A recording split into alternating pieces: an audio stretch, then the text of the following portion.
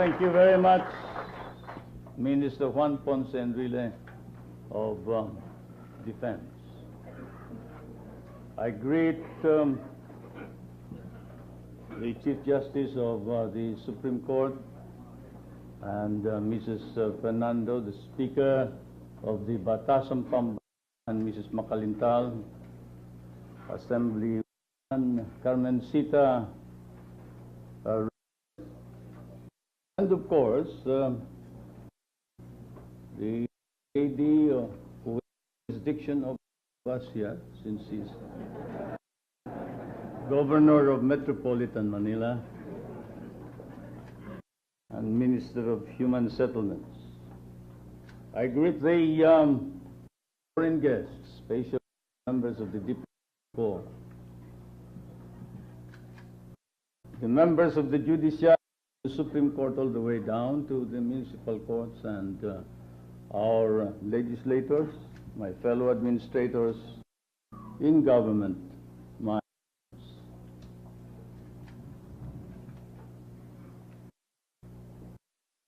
history summons us once to an encounter with destiny.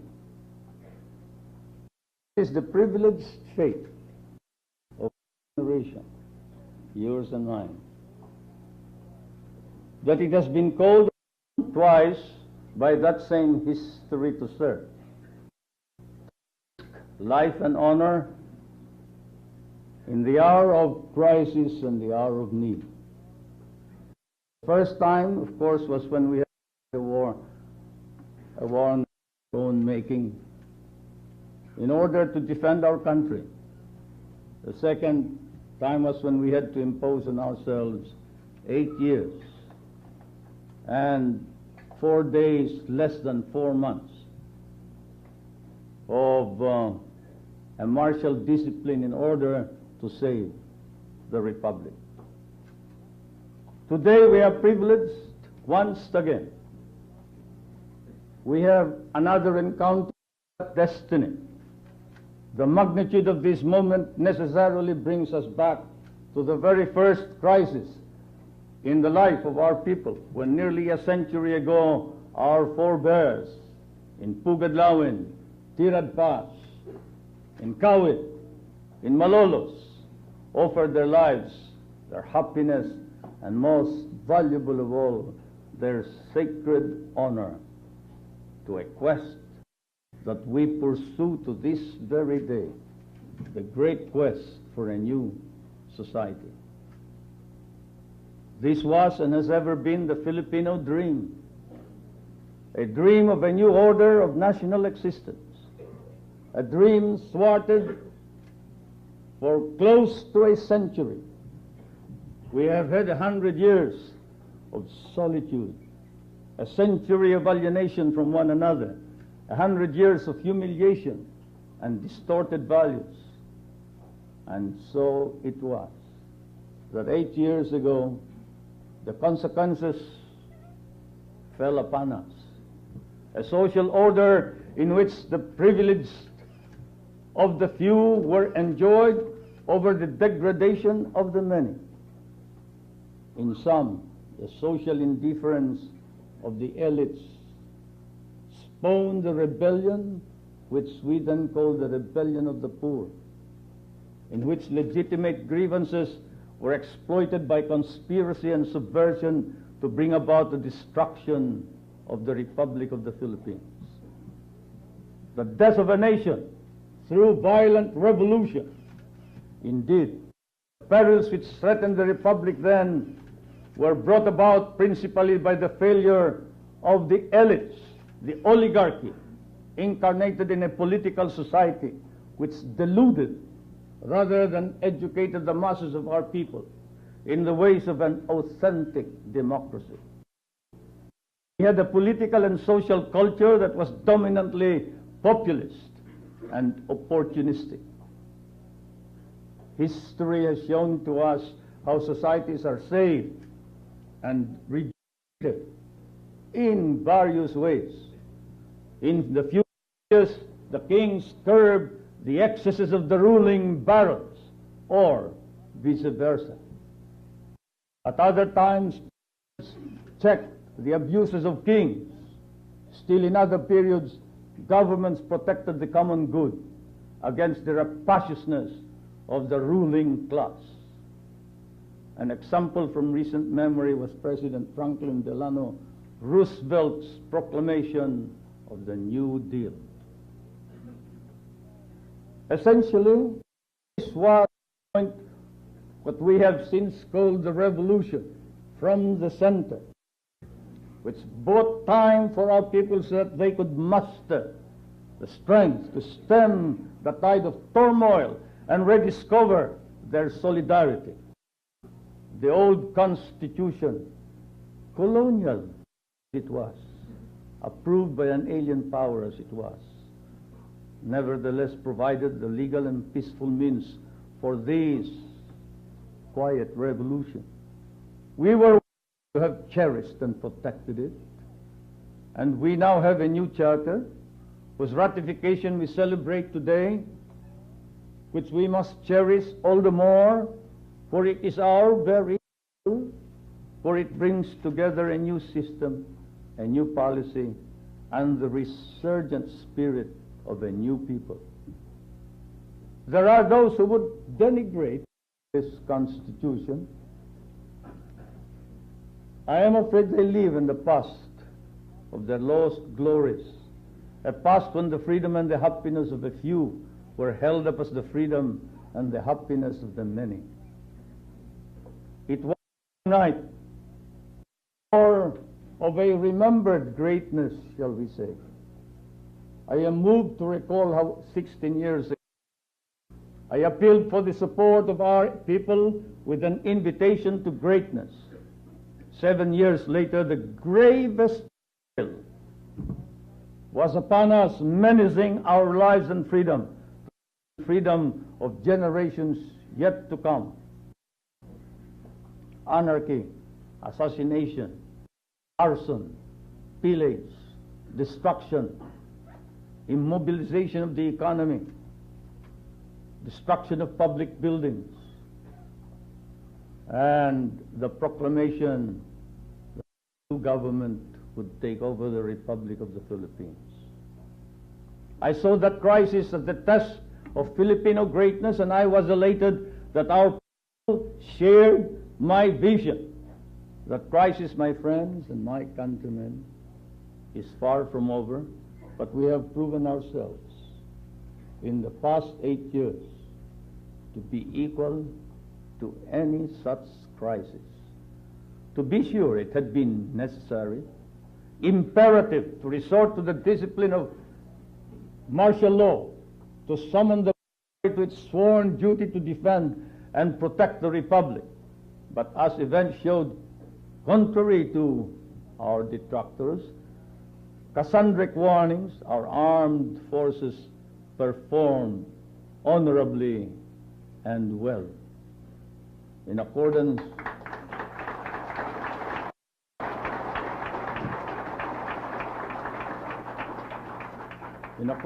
with the noble traditions of their warrior forebears, they upheld the Republic, but for the civil authority. They shall ever remain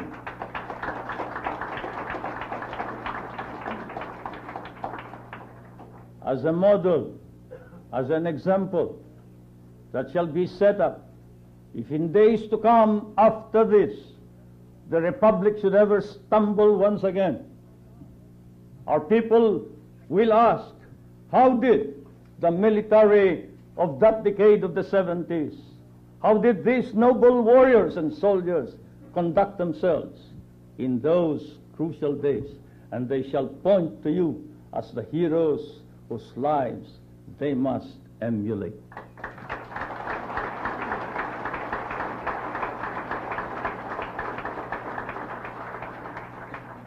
Yes, we owe them the highest commendation.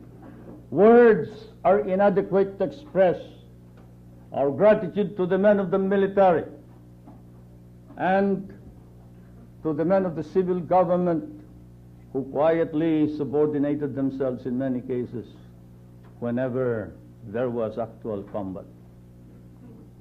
The martial discipline has restored the pride, nay, the self-confidence of our race, so that now we can look upon ourselves as equal to every vicissitude, every burden, every challenge.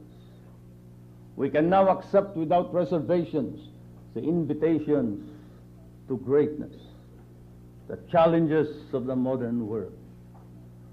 The cynical, the timorous, who would doubt this, had better look closely to what has transpired in this country in less than a decade, in the 8 short years of the new society. We have disarmed the criminal sin and significantly diffused the dangers of subversion, sedition, rebellion, and secession. All over the world today, you see the same symptoms spread out among all the third world countries. Fortunately, here in the Philippines, the symptoms have significantly and substantially been reduced. These were the results of the relentless and determined campaign to re-establish public order. 200 private armies were dismantled, 250 criminal syndicates identified and their members apprehended and neutralized, 650,000 firearms within a period of 2 or 3 years, of all classes, make, and variety, including artillery, machine guns, assault rifles, tanks, armored cars, and the latest models of sophisticated armaments. Perhaps 10 times more than the arms of the armed forces of the Philippines were confiscated or they were surrendered to the government. More than 2,000 ordinary criminals long wanted under unserved warrants of arrest before the proclamation of martial law were immediately apprehended and brought before the courts. The leftists and the rightists joining together in rebellion were successively apprehended, eliminated or neutralized, thus reducing the rebellion to small pockets of resistance in a few places. The colonial centuries-old hostilities in southern Philippines between Christian and Muslim brothers, which exploded 8 years ago into a formidable secessionist war, in which was estimated 20,000 fully armed men, some of whom were trained outside the Philippines, were set against the small garrisons of the police and the Philippine constabulary while we were fighting the leftist-rightist rebellion here in Luzon. This has been effectively terminated with the granting of amnesty to more than 37,000 members of the Moro National Liberation Movement.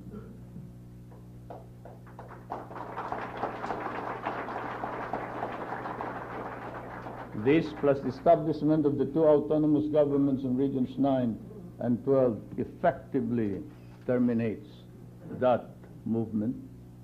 The armed forces of the Philippines and the intelligence agencies have succeeded in apprehending and immobilizing the leaders and the members of the Partido Nagkaisang Socialista Demokratiko ng Pilipinas, or SOCDEM, which differs from all other socialist parties in that it promotes violence. And so have the armed forces and the intelligence apprehended the leaders and members of the Light of Fire movement, which seems to be the umbrella organization covering all those involved in terrorism, bombing, kidnapping, arson, blackmail, as well as plots and conspiracies for the assassination of leading personalities in the military and in the civil government. But more than this, we have transformed the lives of millions of our countrymen. Land reform, the principal cause of the Hukbalahap uprising, because of the repeated failure of the landowner-controlled Congress to redress the grievance of centuries, was instituted. Some of you who are listening to me now belong to that rebellion, but you have joined the new society. I see here Mr. Luis Taruk, Assemblyman of representing left. I see many of the rebels from the south attending here. I see Al Kalwan, the original field marshal of the Moro National Liberation Front. I see Commander Roni. I see Jamil Lukman.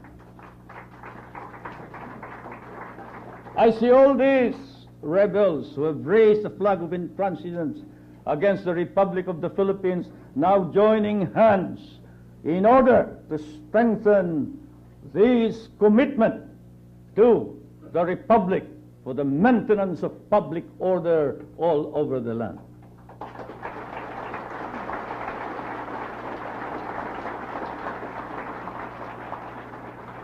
And why did the Hukbalahaps join hands with the government? Because large estates were broken up and sold to the actual tillers of the soil. Because we immediately terminated the enslavement of the poor tenant farmer who inherited generations and generations of indebtedness without any possibility of payment whatsoever from his forebears to the landlord. This we immediately redressed with a single stroke of the pen. A new labor code was promulgated, providing, among others, the joining together of management and labor with government, a tripartite conference for the settlement of issues and thus assuring industrial peace to allow economic growth. Social reforms also included the implementation of a nutrition program. There are now 4,000 day centers all over the land. Ours is a model which has been adopted by the United Nations. A health program, a family planning program which have were long denied the humblest and the poorest of our countrymen. Our educational system has been reoriented to meet the needs of social and economic development, with its emphasis on vocation existence through scientific research, where before there was nothing but rhetoric and charlatanism. We have instituted the researches. We have created an institute of plant breeding and created exotic varieties of plants that bid well to increase our harvests. And now we have started an institute of microbiology which shall utilize the new science of recombinant DNA. In the administration of justice, which again caused the rebellion of the poor in our old society, we have assured our people expeditious, inexpensive, and democratic justice with the organization of barangay courts. The interim Batasang Pambansa is in the process of reorganizing the judicial system of government with the participation of the Supreme Court, with the aim in view of eliminating delays, bottlenecks, and clogged dockets in the courts, as well as the elimination of its unworthy members, few as they may be. Our government has succeeded in reorganizing the National Prosecution Service and creating a nationally pervasive, free legal service under the Ministry of Justice. We thus give substance to that constitutional and moral mandate that every man shall be entitled to his day in court. The political transformation, above all, assures us of a truly democratic system. The organization of the barangays has brought about an explosion of political participation, as evidenced by the militancy of its members and by the participation of 23 million voters, whereas before in 1969 there were only 8 million voters. I place my fervent hopes on the barangays and on the Sangguniang.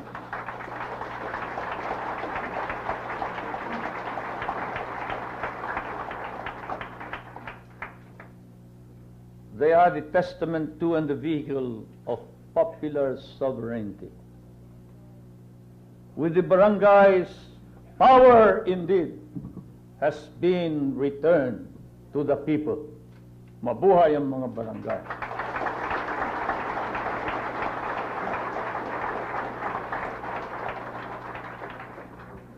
The last 8 years have also mobilized the energies of the Filipino for economic health in his society. And I believe we have yet to demonstrate. We have demonstrated our capacities fully. Let us look at some of the data and statistics with your permission. I shall be sure the gross national product increased from 55,526,000,000 pesos in 1972 to 192,911,000,000 in 1979 at 1972 constant prices, or 269,781,000,000 pesos at current prices. Collections of government from taxes have increased from 5.1 billion pesos in 1972 to 36.16 billion pesos in 1980. Total exports increased from 1.106 billion, 1 billion in 1972, dollars, US, in 1972 to 5,935,000,000, almost 6 billion in 1980. Showing the stability of the currency, notwithstanding the present fluctuations of the dollar.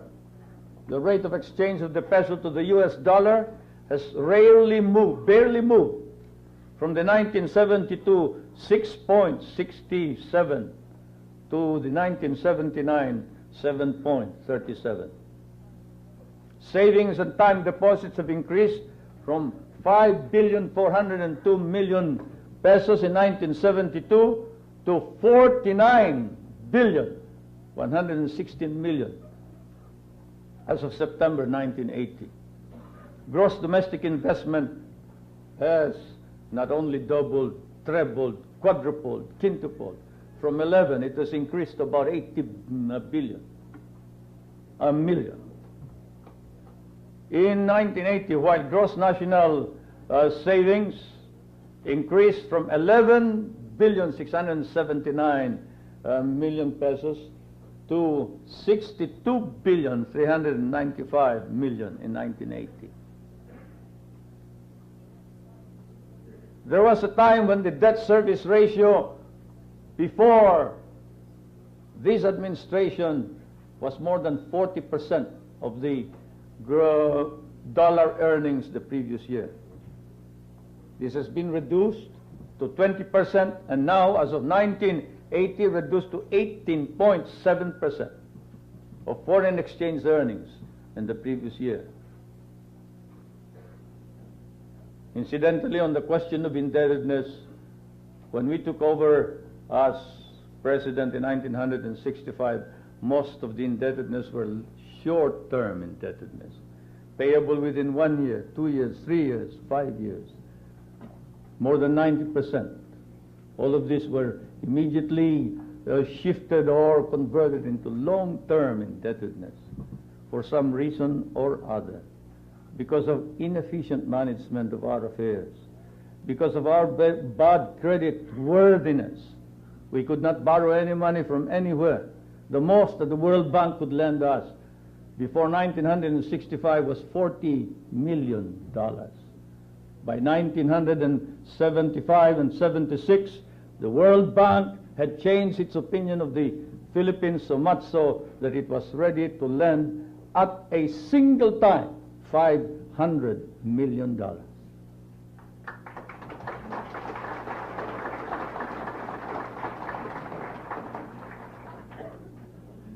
But most of these borrowings did not go to government. They went into productive enterprise. The borrowings of government do not go to pay for salaries or what we in government called ordinary or current expenditures, housekeeping, salaries of officers and employees, as well as furniture, equipment. No. On the current budget, there is always a surplus. Since 1965 to the present, there has always been a surplus in the current budget of the Republic of the Philippines. We have borrowed. Yes, we have borrowed, but only for purposes of productive enterprise. These are the self-paying and self-regenerating enterprises which we must support. And incidentally, nobody lends you money if you cannot give a counterpart. The least counterpart that is required is about 50% of the entire cost of the project. Now let's go to international reserves. International reserves were increased from practically zero in 1965. The statistics say $282 million were left in the central bank. When I asked the central bank, however, I was told that our commitments exceeded $300 million. And therefore, we did not have enough foreign exchange to pay our indebtedness as of 1965. The foreign exchange reserves were practically zero. And today, how much are the foreign exchange reserves? Today, we have $3.1 billion in the central bank as the foreign exchange reserves of the Republic of the Philippines.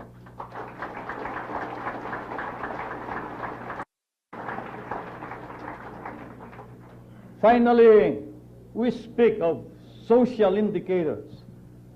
How do all this affect the individual? What is his individual income?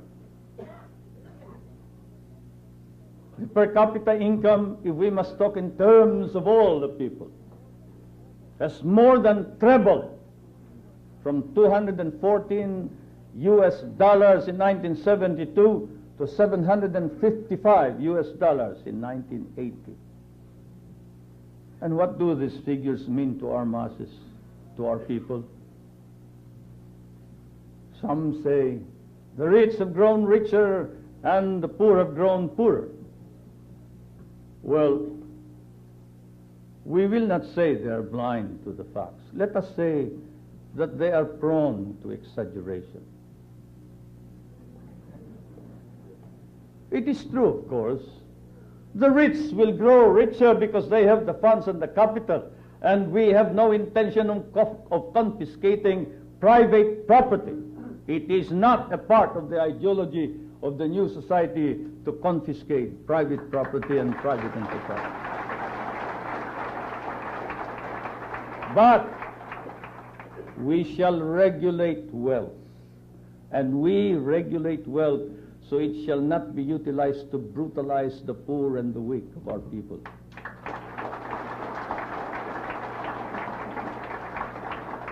And thus it is that the rich must pay heavier taxes. It is said that we have been easy on the rich with respect to taxes. This is not true. We increased the corporate tax very recently by 5%. We increased the taxes on luxury goods, the goods that are bought by the rich, that are open only to the more affluent members of our society. Even in the case of oil products. Did you notice the difference between the tax between diesel fuel and industrial fuel and gasoline? It is a big jump, for it is the purpose of this administration that first of all we shall not be zero. And today, how much are the foreign exchange reserves? Today, we have $3.1 billion in the central bank as the foreign exchange reserves of the Republic of the Philippines.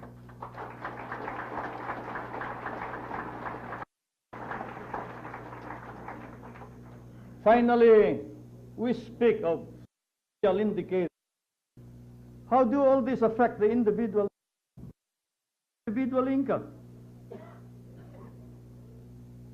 The per capita income, if we must talk all the people, has more than trebled from $214 US in 1992 to $755 US in 80.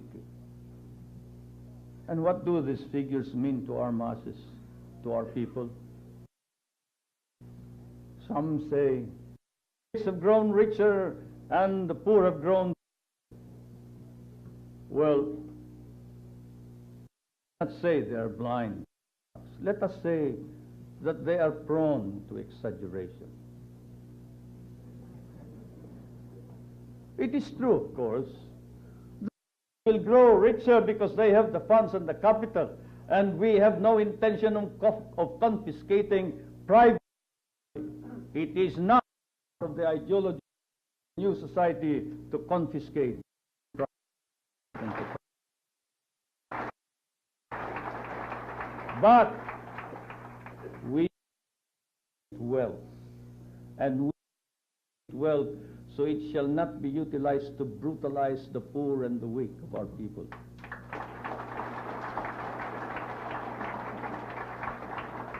And thus it is that the rich must pay heavier taxes.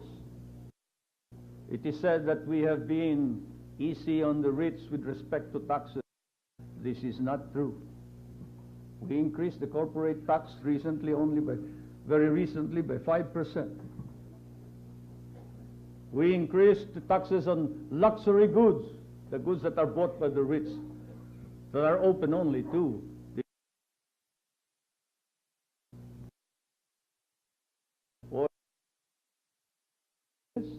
the difference between fuel, gasoline. It is a big jump, for it is the purpose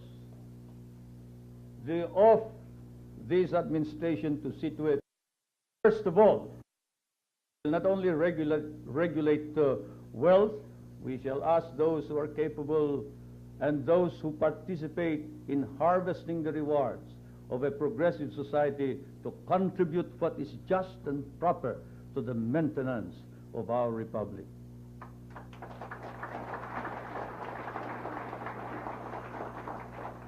Yes, have no doubt about it. The wealthy have been discouraged from exercising the ways of the old oligarchy. But I am prepared to think that of our people today have developed a social conscience that is growing day by day.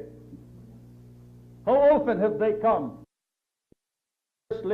the members of the cabinet, offering contributions to worthwhile and noble projects? How often have they quietly done their own planning in order to uplift the poor and the degraded race and people? Let it not be said that because they are rich, they are not patriotic Filipinos. Even the rich and the affluent country have acquired. This is one of the developments of the new society.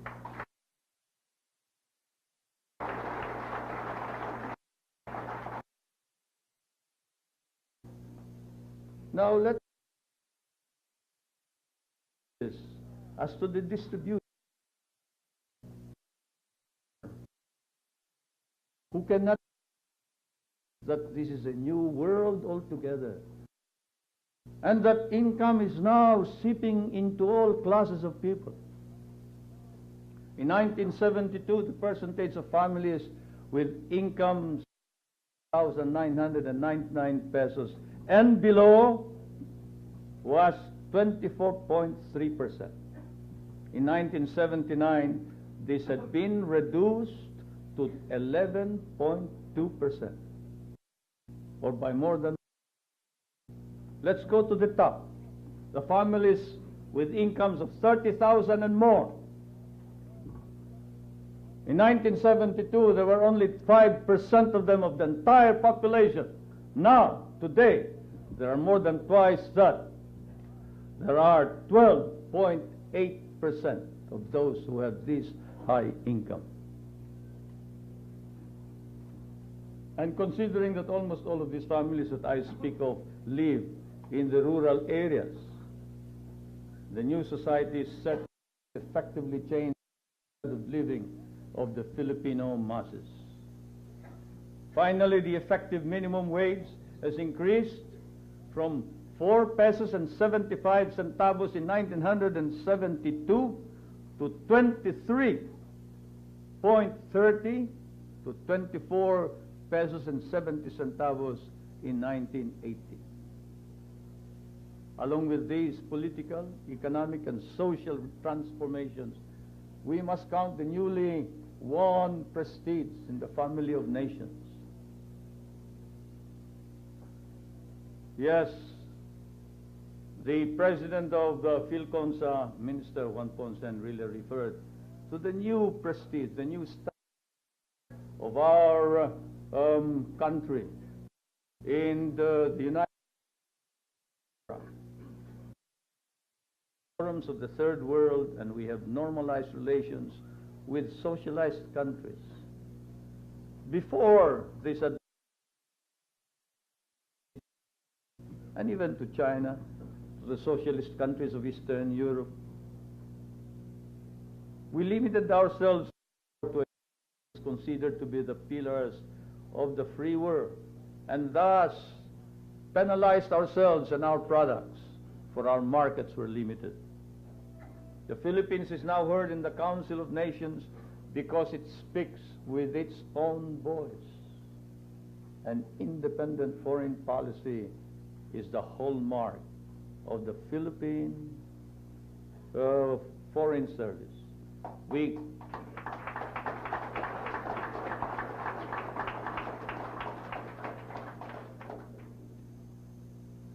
all independence, and we do not. Political independence must be won every day. Every time there is any threat or doubt cast upon that independence, not only the leadership but the citizenry must rise up and protect that independence. After much agonizing negotiations with the United States of America, in fairness to this ally of ours, recognized what is undeniable, and that is the sovereignty of the Republic of the Philippines over all the military bases in the Philippines, including that of Subic Naval Base and Clark Air Force Base, against the doctrine which indicated that America retains sovereignty over the bases.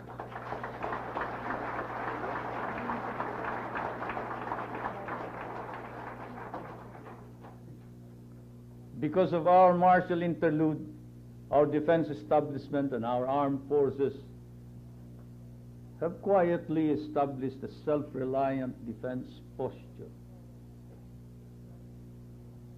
As you know, defense and military establishment is not prone to publicizing its achievements or to bragging about its capabilities, but very quietly, in the past 8 years, not only has it trained its personnel to meet any contingency, whether internal or external, it has systematically organized not only its own activities, but civil industry to meet most of its requirements. The government, which itself needed reforms in the crisis of 1972, has been reorganized. How many have we kicked out of government? More than 6,000. In the armed forces, more than 8,800 men. Very few people know that. We kicked out of the civil government 6,000 officers and employees. And many of them are still facing cases and charges before the Sandigan Bayan and the Tanud Bayan. In the armed forces of the Philippines, we punished 8,800 officers and men over a period of 8 years. Let no man say that we have not exerted the utmost diligence in maintaining discipline in the enforcement of our laws and Constitution under the Republic of the Philippines.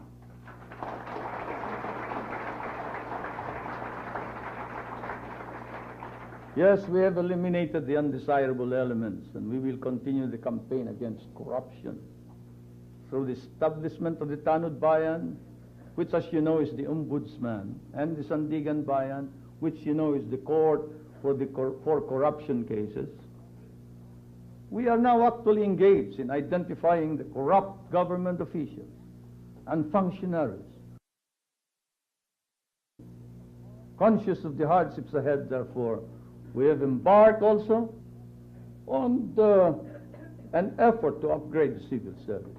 And now we have also met head-on this problem and crisis on energy.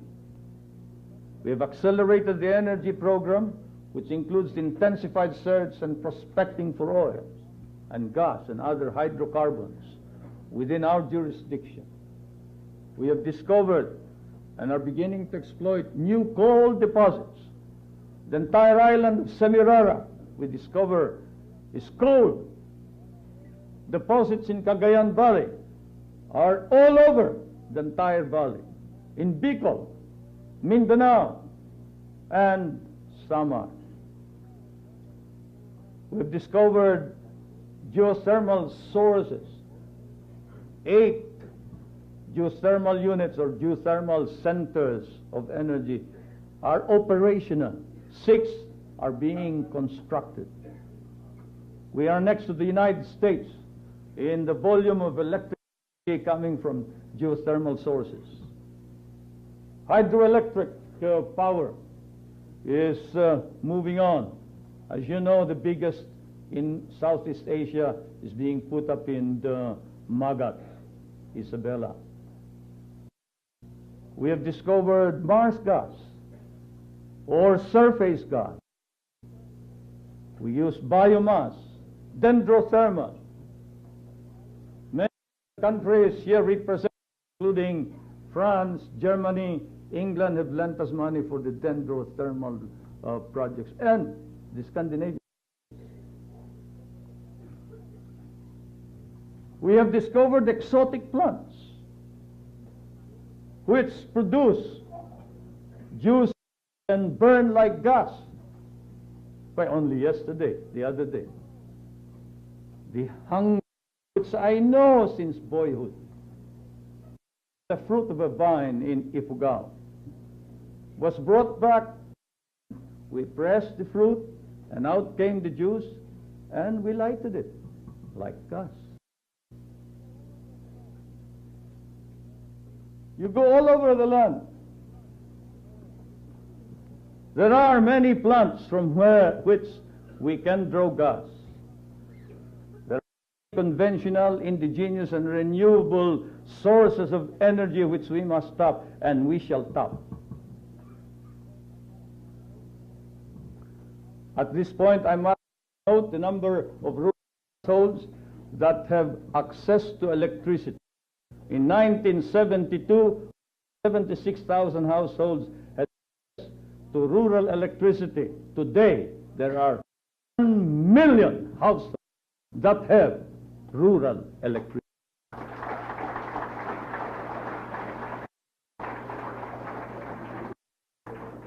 We are next to the United States rural electrification. No other the way we develop rural electrification. This increase is symbolic of the renaissance of the Filipino. Then, of course, the renaissance of our political life. In less than a decade of the democratic revolution, it is inevitable that this would be translated in spiritual terms. The renaissance in our culture, the rebirth and growth of the arts, music, painting, dance, film, literature. And why? What is the importance of this? How often has song, dance, music, literature flame the rise up to attain the ends of freedom. How often have our forebears, the propagandists of the last century, used literature in order to lay the moral basis for a rebellion that would free our country? Culture, tradition, belief in our past, this is the unifying force. We look back, we trace the roots of our identity, and we discover that no reason to be so humiliated and to for the race. We have contributed our people's genius to the arts of this century. We have also rediscovered our ancient art forms, our spiritual heritage. In doing so, we have rediscovered ourselves, the Filipino.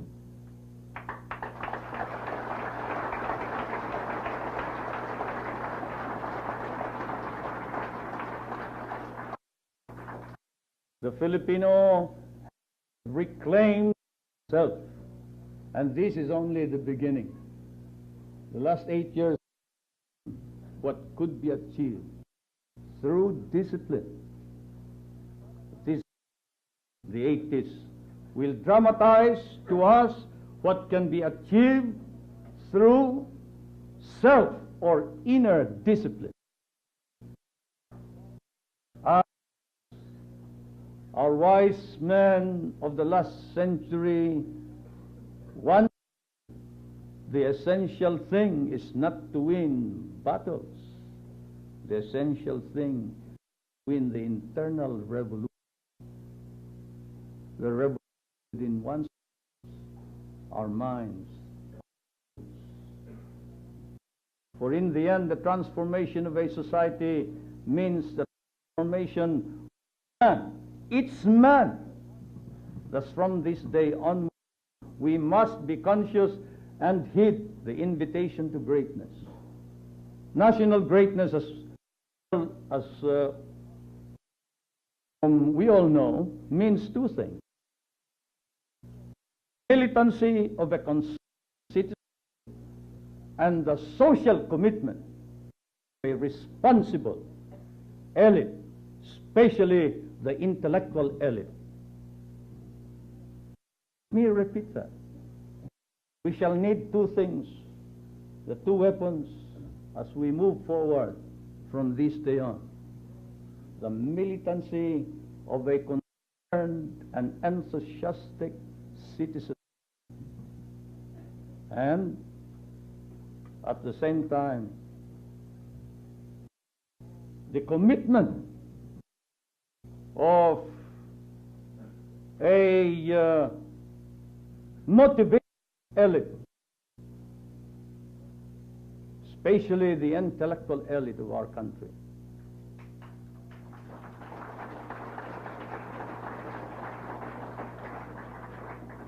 We have had their support. We need this more than ever now. I call upon all of you. I call upon the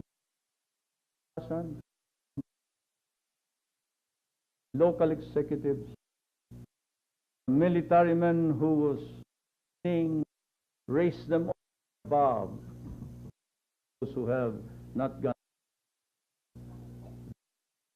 Wide and deep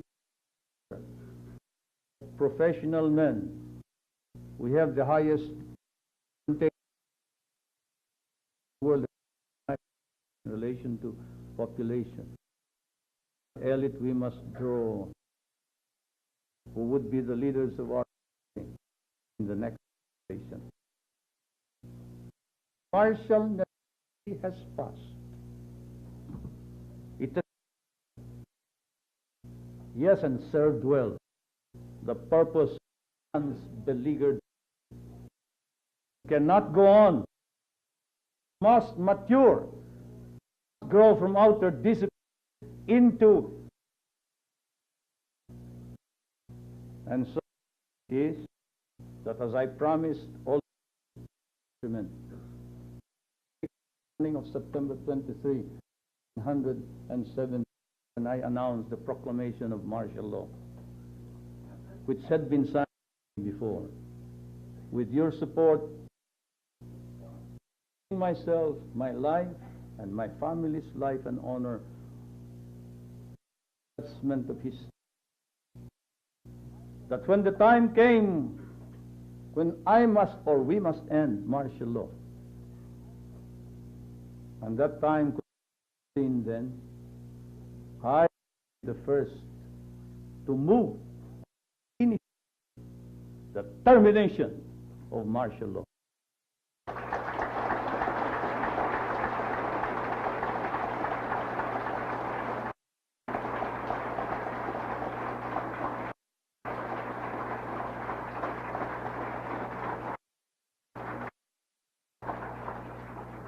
I have listened to you, our people. I have heard your doubts, your anxieties.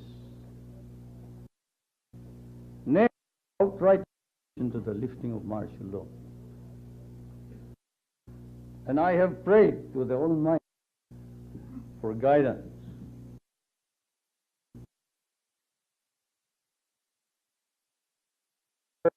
Judgment, souls that I terminate martial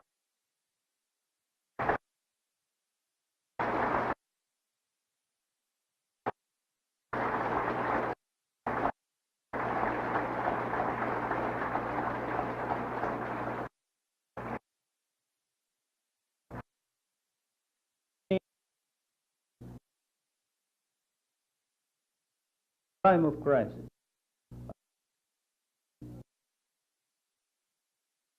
The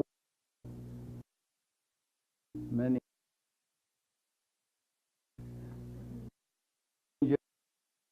protect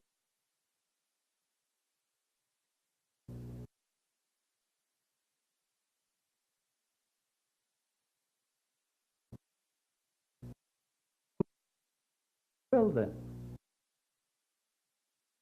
Now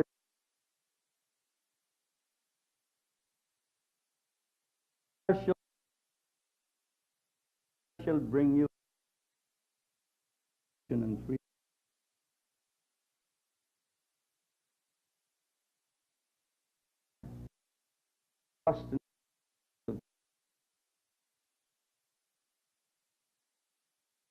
This mark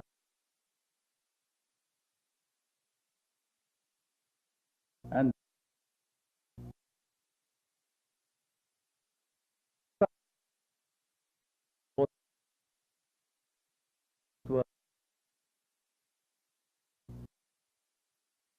final seats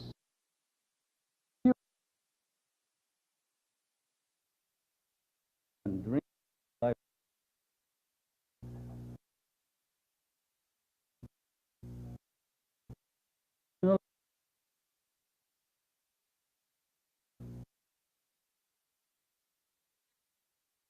Undoubtedly.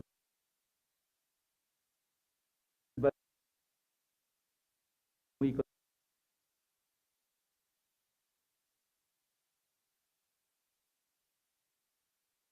if there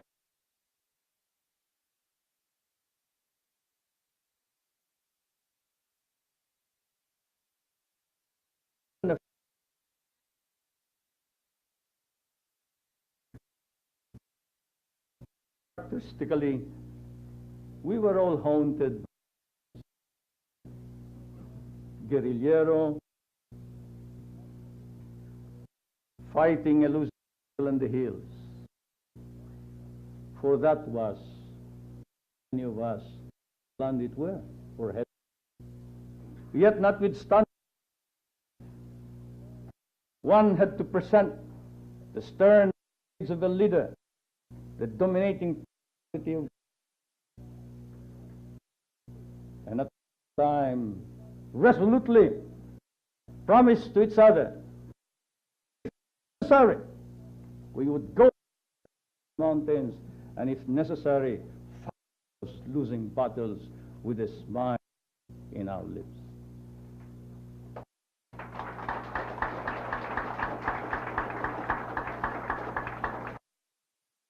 Support of the people to do that.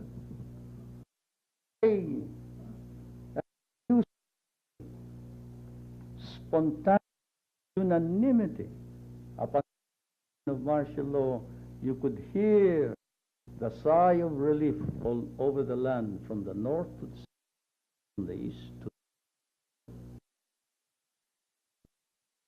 the that we retain trust of people.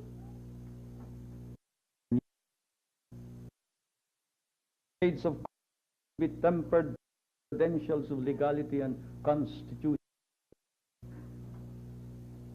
This way was it. The commander-in-chief, of course, was contrived by as a device to consolidate power in colonized people. Those who drafted the commander-in-chief provision never dreamt it would be used instead by an unrestricted people who lost self-respect, dignity, and honor. In the long run, to be quite candid, the intellectual adventure is more exhilarating, inspiring. Only the observer will realize that the table had been turned, and the legal weapon in the dark past that was used to browbeat our people down to their knees in submission to alien authority had been captured from the enemy through ingenuity and by some miracle of self-assertion, and used to attain the noble dreams of our people. And so as I now sign this proclamation in full view of our nation and the world at large, I am profoundly conscious of the tasks that remain, hoping that we shall not lose the momentum of our achievements, so that those who shall come after us may carry the quest of a greater, a brighter world, a new society. I pray now, and I ask you to pray with me, as I prayed 8 years ago, that I am doing, that we are doing the right thing by our people. For the end of martial law does not mean the end of our efforts, of our needed reforms, of our struggles, of our sacrifices.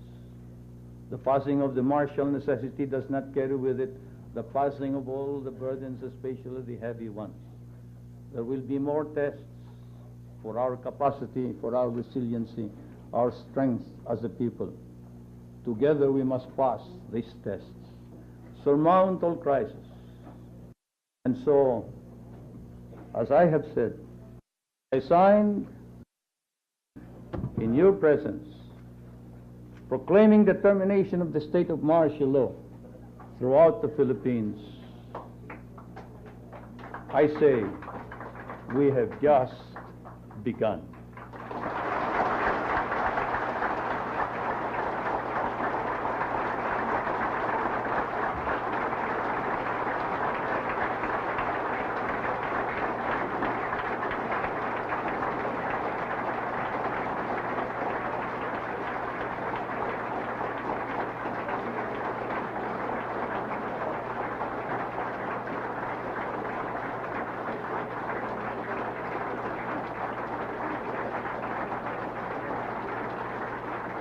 I will now read the dispositive portion of this decree.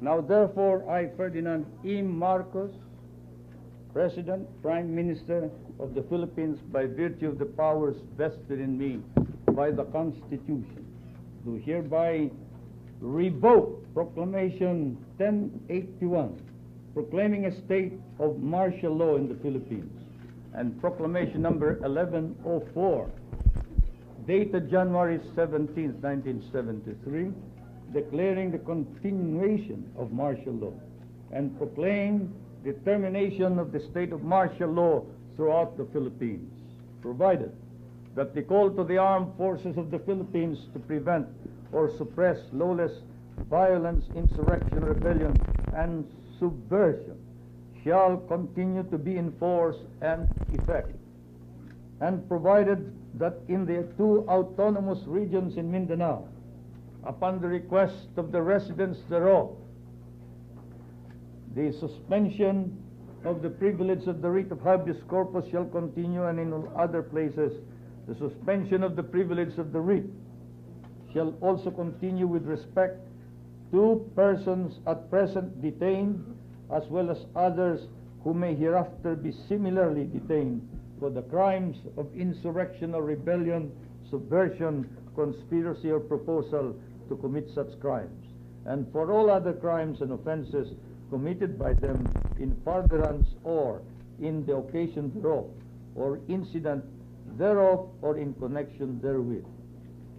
General Order Number 8 is also hereby revoked, and the military tribunals created pursuant thereto are hereby dissolved.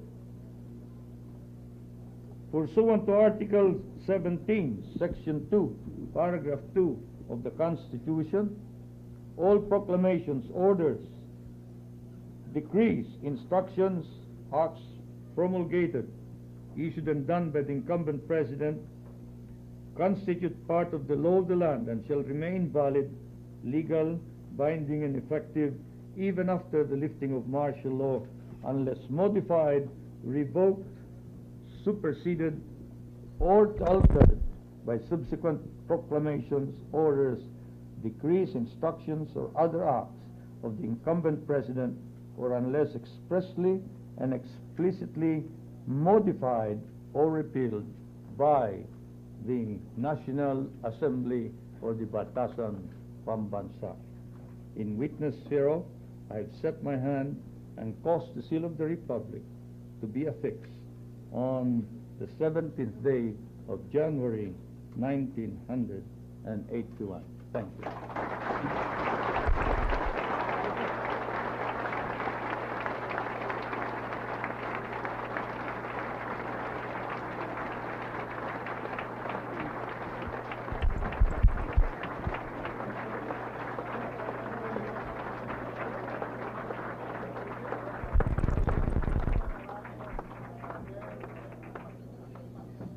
His Excellency President Ferdinand E. Marcos signing the proclamation lifting the state of martial law throughout the Philippines, a day of history as we also commemorate the celebration of the ratification of the Constitution. His Excellency establishments of the past 8 years, the formulation and the creation of the new society. At the same time, the entire Filipino people stands with pride with him, as he himself has initiated this great leadership and this great vision to make the Filipino nation and the Filipino truly great.